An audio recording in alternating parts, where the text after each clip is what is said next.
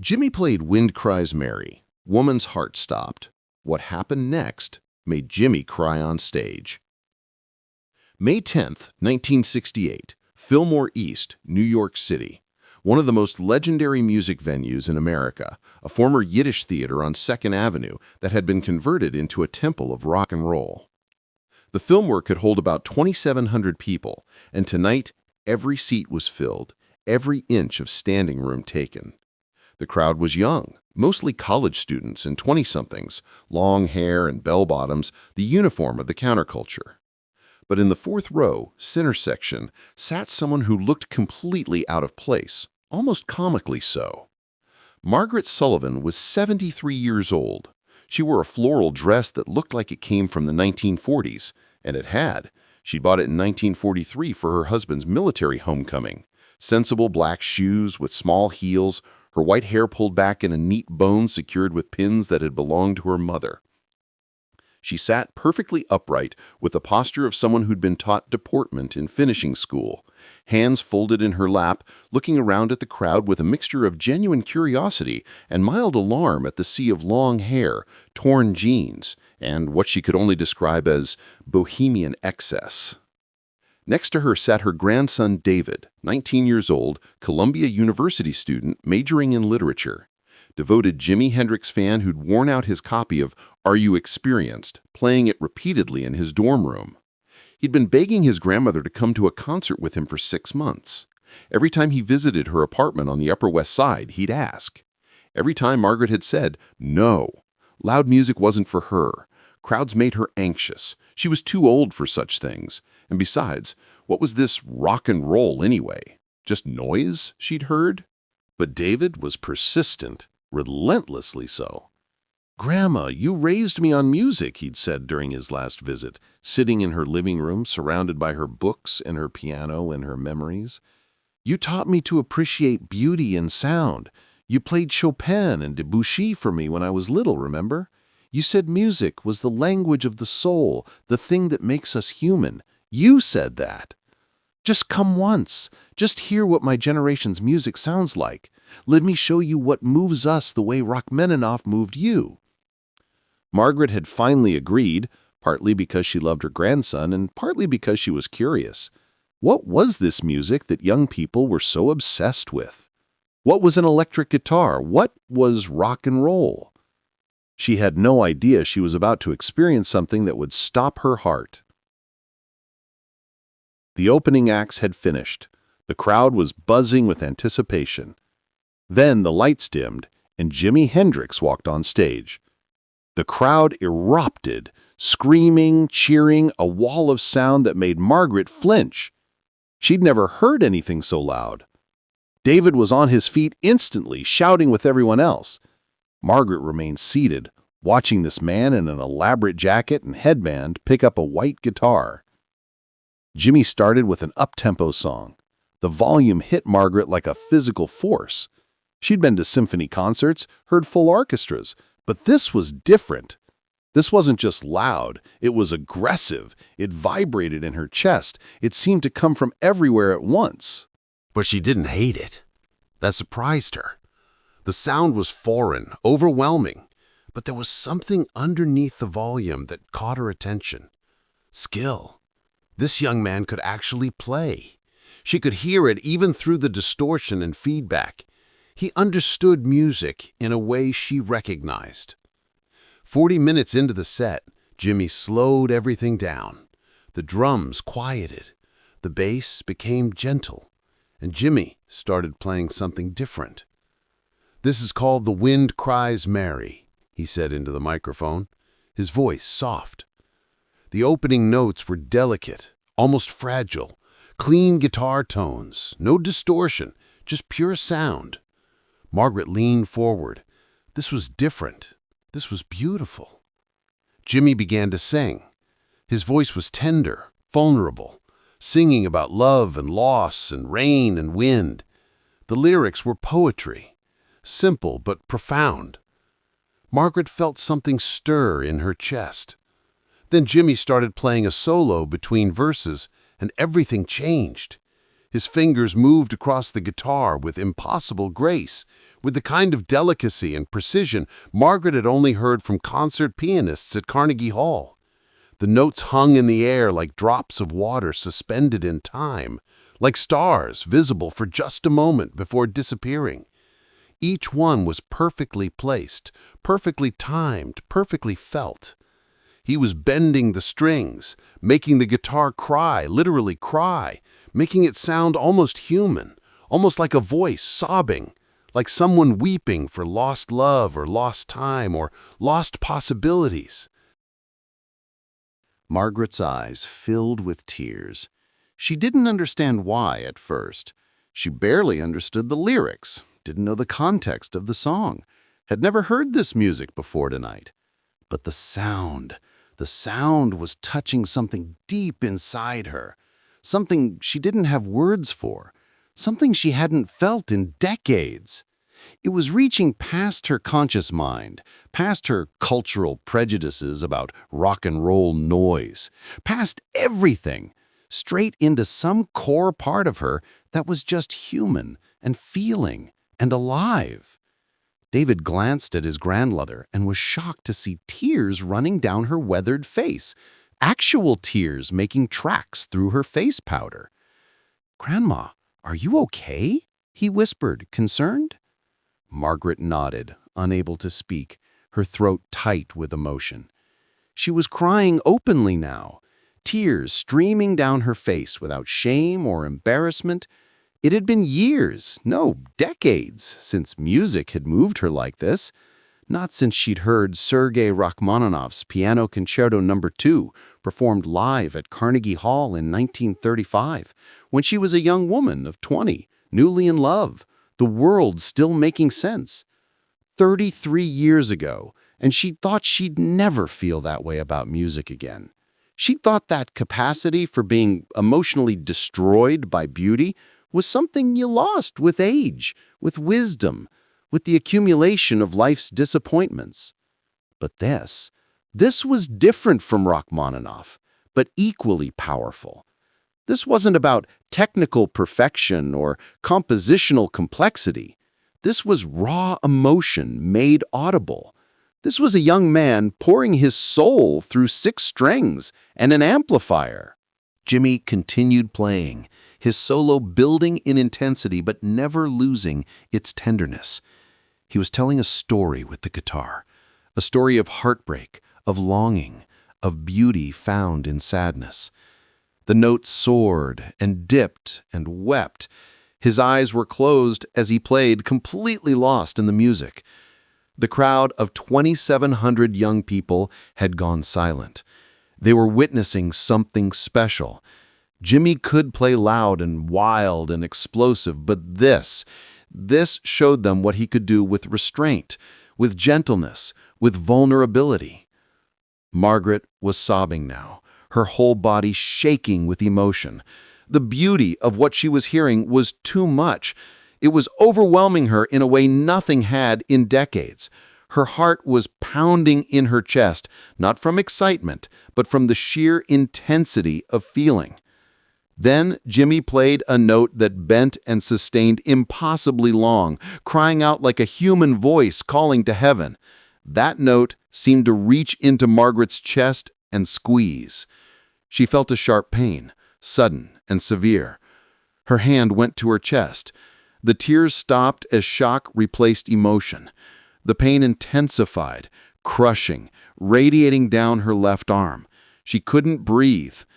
Margaret slumped forward. David saw it happen. "Grandma!" He grabbed her as she collapsed. "Grandma! Someone help! Help!" People around them turned. Someone shouted for a doctor. The music was still playing. Jimi was lost in his solo, eyes closed, unaware. But someone near the stage saw the commotion and alerted security. Within seconds, a security guard was running down the aisle. He saw the elderly woman collapsed in her seat, her grandson holding her, and immediately radioed for help. Jimi finished the note, opened his eyes, and suddenly noticed the disruption. People standing, someone being lifted, paramedics rushing down the aisle. He stopped playing mid-song. The band stopped. "Hold on." Jimi said into the microphone. "Hold on, something's happening." The crowd noise died. Everyone turned to see what was going on. Paramedics had reached Margaret. They laid her down in the aisle. One checked for a pulse. "No pulse," he said urgently. "She's in cardiac arrest." They immediately began CPR, chest compressions, one paramedic counting out loud. The entire Fillmore East was silent except for that counting and the sound of compressions. Jimi stood on stage, guitar hanging from his shoulder, watching in horror. He could see an elderly woman, white hair, floral dress, lying on the floor surrounded by paramedics. This was his nightmare. Someone hurt at his concert because of his music? "How long?" one paramedic asked. 40 seconds. 45. Still no pulse. David was kneeling beside his grandmother, tears streaming down his face. "Please," he was begging, "please don't die. Please." The paramedic continued compressions. 50 seconds. 55. Still nothing. Then, at 62 seconds, Margaret gasped. A huge, shuddering breath. Her eyes flew open. The paramedic checked her pulse. "We got her back," he said. "Pulse is weak but present." A collective exhale from 2,700 people. David collapsed forward, sobbing with relief. The paramedics prepared to move Margaret to a stretcher, take her to the hospital. But Margaret, despite being weak and disoriented, grabbed her grandson's hand and said something. David leaned close. "What, Grandma?" "The music," Margaret whispered, her voice barely audible. I heard the wind crying. I heard Mary. I understood." One of the paramedics, a young guy in his 20s, heard this and got chills. He looked up at the stage where Jimi was still standing, frozen, watching. As they lifted Margaret onto the stretcher, David stood and looked up at Jimi. Their eyes met across the distance. David mouthed 2 words. "Thank you." Jimi didn't understand. Thank you for what? For almost killing his grandmother? But something in David's face wasn't accusatory. It was grateful, genuinely grateful. As the paramedics carried Margaret out, the crowd began to applaud. Not the usual rock concert applause, but something different, respectful, emotional, the sound of people who just witnessed something profound and terrifying and ultimately beautiful. Jimi stood at the microphone, visibly shaken. He wiped his eyes. He was crying, actually crying on stage in front of 2,700 people. He started, his voice breaking. "I don't know what to say. I hope she's okay. I hope the music didn't hurt her." Someone in the crowd shouted, "It saved her!" Jimi looked confused, but he nodded, wiped his eyes again, and said quietly, Let's take a break. I need a minute." He walked off stage. The house lights came up. People in the audience were crying, hugging each other, processing what they'd just seen. Backstage, Jimi was a mess. "What happened?" he asked his manager. "Is she going to be okay?" "We don't know yet," his manager said. "They took her to Beth Israel Hospital." "But Jimi, they got her back. She's alive." Jimi sat down, head in his hands. That's never happened before. Playing a song and someone's heart stops? It wasn't your fault." But Jimi wasn't sure. The image of that elderly woman lying on the floor, paramedics working to restart her heart, was burned into his mind. The next day, David called the Fillmore East office trying to reach Jimi. The message got through. David explained what had happened, what his grandmother had said in the hospital after she stabilized. Margaret had told David that when her heart stopped, in those 62 seconds, she'd experienced something extraordinary. She said she heard the music continuing, heard the guitar crying, and she understood for the first time in her 73 years what her grandson's generation was feeling. She understood why this music mattered. She said it was the most beautiful 62 seconds of her life. She wants you to know, David told whoever answered the phone at the Fillmore, that you didn't almost kill her, you gave her a gift. She's been alive for 73 years but never really understood why young people today seem so lost and searching. Your music showed her. She gets it now. When Jimi heard this, he broke down crying again. The message was relayed to him by his manager, and Jimi just sat there with tears running down his face. "The wind cries Mary," he said quietly. She said she heard Mary crying. She understood. 3 weeks later, Margaret Sullivan was released from a hospital with a pacemaker and strict instructions to avoid stressful situations. She ignored the latter advice immediately. She asked David to take her to a record store. She bought every Jimi Hendrix album they had. She went home and listened to them, really listened, with the focus she'd once given to Chopin and Debussy. She heard what her grandson heard. She understood. When Jimi died in September 1970, Margaret was devastated. She never met him personally, had only seen him once, for 40 minutes before her heart stopped, but she felt like she'd lost something important. She wrote a letter to a music magazine describing what had happened at the Fillmore East, what she'd experienced in those 62 seconds, how Jimi's music had opened her mind to an entire generation she hadn't understood. The letter was published.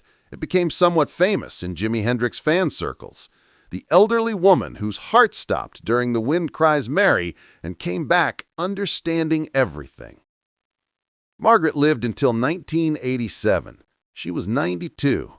In her final years, when people asked about her life, she always mentioned two musical experiences: hearing Rachmaninoff in 1935 and hearing Jimi Hendrix in 1968.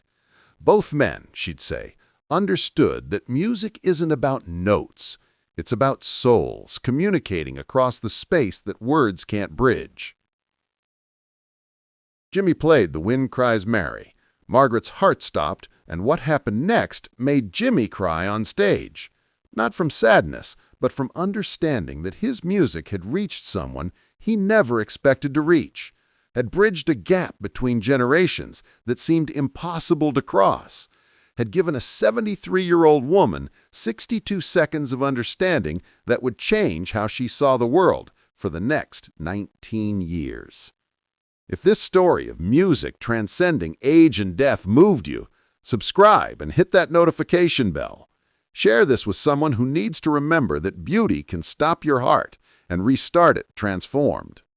Have you ever experienced music so powerful it changed you physically? Let us know in the comments. And don't forget to like this video for more stories of music that literally moves us beyond what we thought possible.